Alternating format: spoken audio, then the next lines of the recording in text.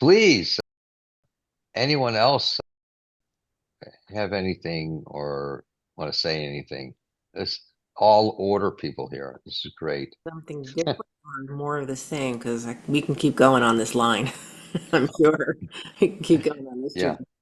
Because it's like I was just thinking about how, being objectively observant is great to try to, back up from situations to try to see them from a different vantage point. But Yes. it helps me like separate out patterns, like because it's like, Oh so God, yeah. like you're talking about us interdimensionally, but like I'm seeing that like in just this one, like just different Yes. parts of me just Yeah. unfolding in different ways and like, Yeah.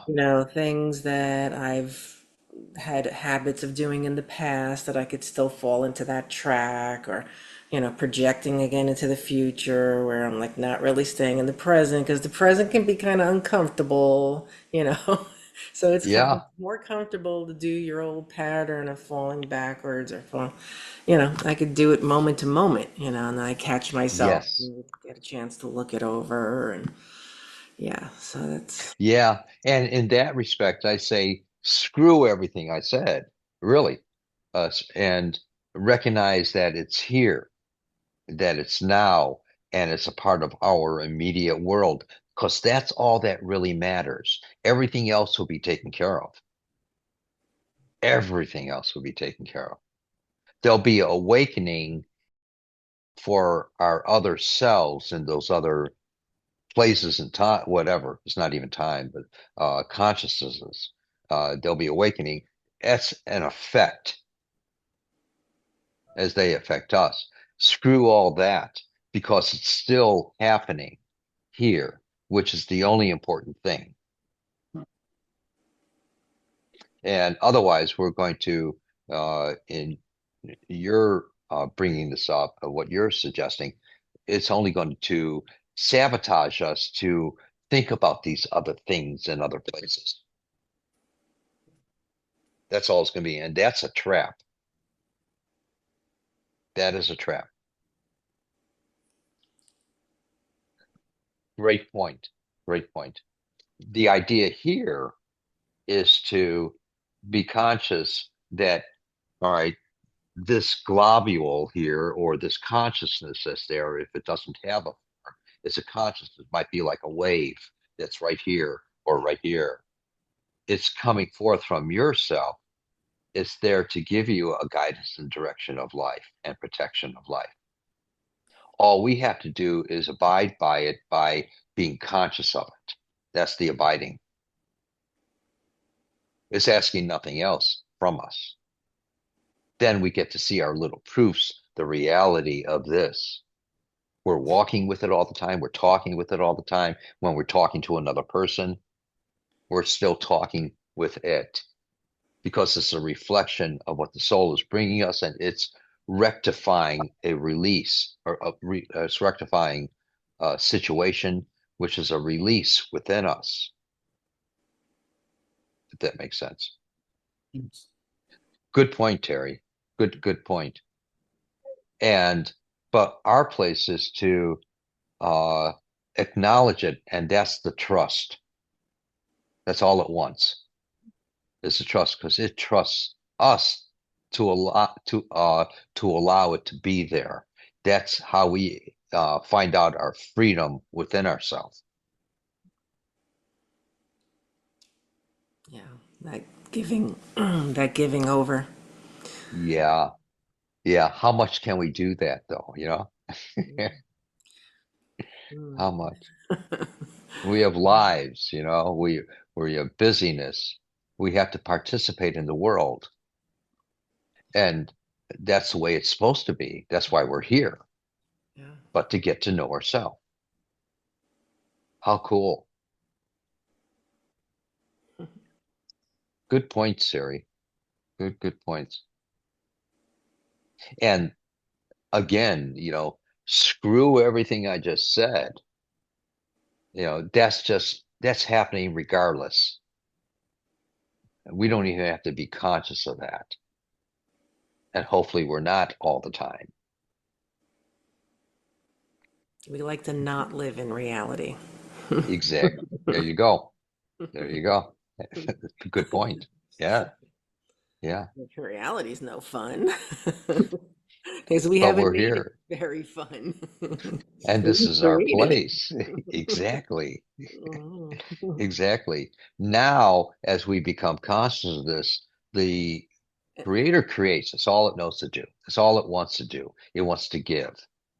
It knows nothing else but to give. And we're human beings that were born with the ability to recreate in its image.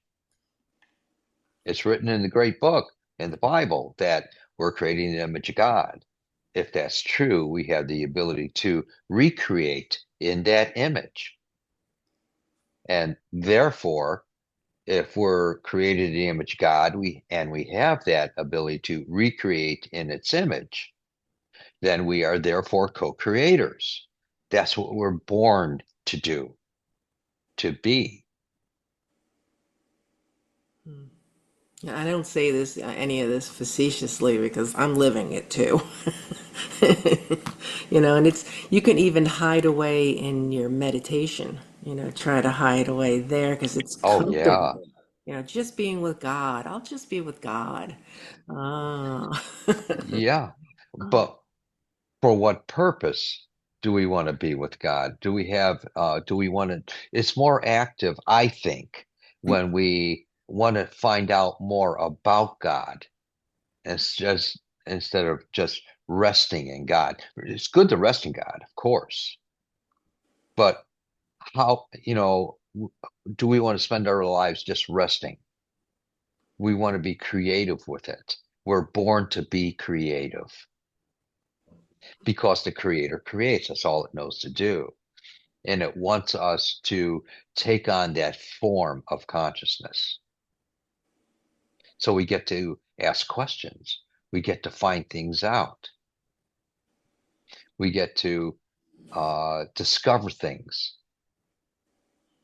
It loves it, that consciousness. And as we do that, it's more open to us to discover.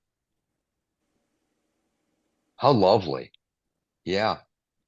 I've been learning from these discussions to think of those difficulties in my life of little adventures, where I know that it's going to be hard and I know I'm not going to have fun, but then I get to points where I don't know what to do. And then you can withdraw and go into meditation and go, what should I do? I don't know what to do. And you can take a break from your challenges in life and then go back and go, okay, now I'm going back out on the adventure. Yeah. Yeah. Always having that opportunity. Always having it. And sure, we need the reprieves. We need the resting times. We got to have those. Otherwise, the gears in the body are going to start jamming up, and throw us for a loop. The mind is going to be affected, where the mind is used for the image of creation of something. That's what the mind is. It has the images of what's being created. And what we're doing, if we get caught in the loop of life, uh, then we're not being created. The gears in the body are going to start stopping. Someone puts a little twig in them, or we put the twig in, really, through our perceptions. Yeah.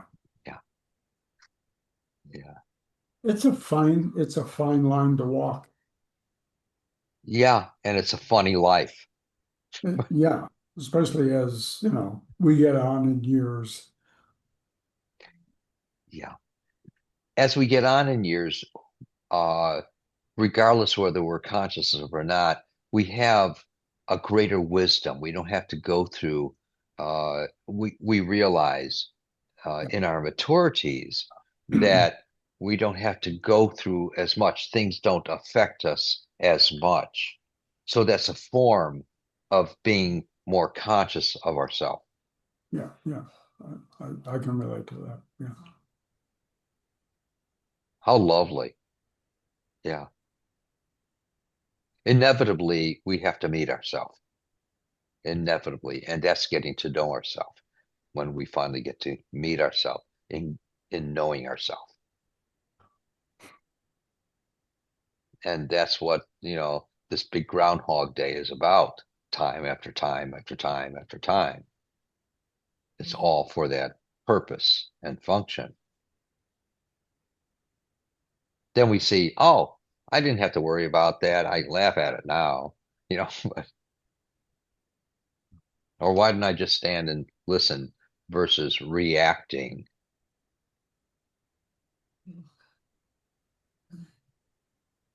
Cool. Cool comments there, Steve and Terry. Yeah, loved it. Loved it. And Sue. Yeah. Please, anything, anyone else. I love Dana's fireplace. Great background. It And must be it's cool. It snowing is. It's outside. snowing. I just saw that. I just saw that. It's snowing there. Yeah. The only place in the world right now, but it's there. Yeah, it's wishful thinking. I'm like, I know it's not spring, but Hey, it's a manifestation of what we're capable of in that moment. I'm There like, you go. some places it does snow in May. So there you go. Sure, sure. And so, all right, cool. And this is awesome.